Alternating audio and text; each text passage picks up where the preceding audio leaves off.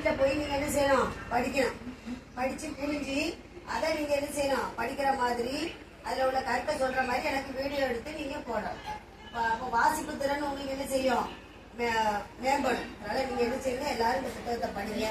படிச்சுட்டு ஸ்கூல் திறக்கும் போது உங்கள் கிளாஸ் டீச்சர்கிட்ட நீங்கள் புக்கை கொடுத்துருவோம். சரியா? சக்திவேல புக்கை வாங்கிக்கலாம். என்ன செய்யணும், நீங்க அந்த புக்கெல்லாம் படிச்சுட்டு திரும்ப கொண்டு போய் என்ன செய்யணும், ஸ்கூல்ல கொண்டு நம்ம கொடுத்துறோம்.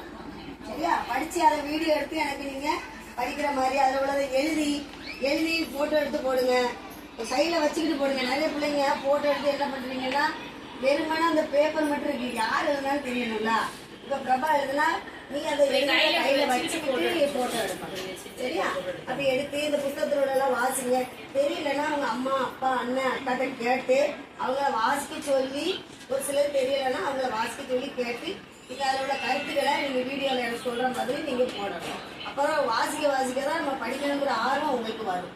சரியா? செய்யலாமா? டான்ஸ் சொல்லி எல்லாரும் ரைட்.